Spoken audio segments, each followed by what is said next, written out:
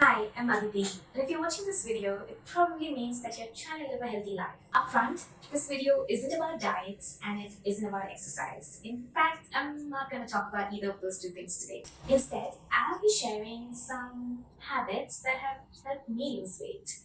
Some of them might sound easy, some of them are easy, and some of them might sound a little silly. But I guarantee you they all worked on me. So this is a two-parter, so subscribe to the channel, ring the bell if you like what you see. Let's get on with it. Habit number 1, bowl eating.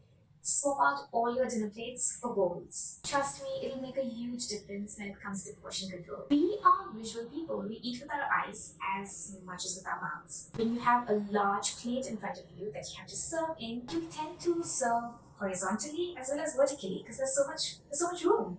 Unlike in a bowl has space constraints, right? There's only so much you can serve, which doesn't mean you should eat little. It just means you should eat little portions at a time. You start off with one bowl, and if you're still hungry, go get another bowl. Point number 2, serve food exclusively in the kitchen. I know this sounds a little silly, but hear me out. So most of us eat in front of the TV or we eat at the dining table. And we have casseroles of food right in front of us. I don't know about you, but this happens to me all the time. Even when I'm not hungry, just because it's so convenient to take a second helping, a third helping, you tend to just serve yourself more without thinking, without sort of checking in with your body. But I started leaving the casseroles in the kitchen. I tend to think a little longer and check in with my body, which is just so important, right? Like I'll ask myself, hey, am I really hungry? Do I need another helping? And that makes a difference. Point number 3, eat slowly.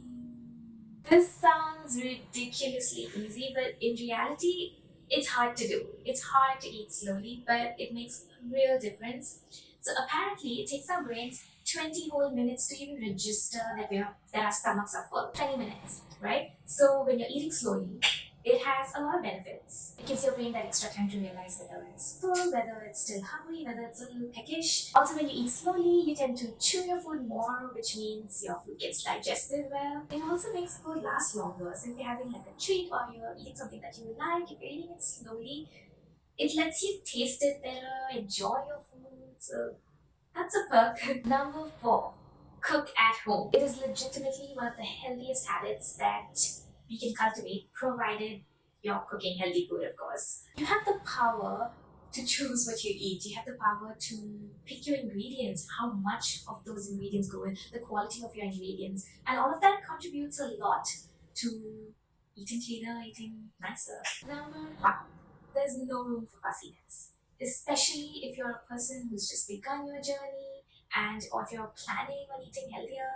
You have to keep reminding yourself that you cannot be fussy. We are programmed to love food that has a lot of salt in it, a lot of sugar in it, a lot of processed stuff in it. Of course, we all have our likes and dislikes, and that's fine, right? But you can't be super fussy because you are reprogramming yourself. So you have to open your mind and you have to open your taste buds and love what you eat, love in your life. I hope these habits help you, and if they do, if you like them, if you don't like them, leave a comment.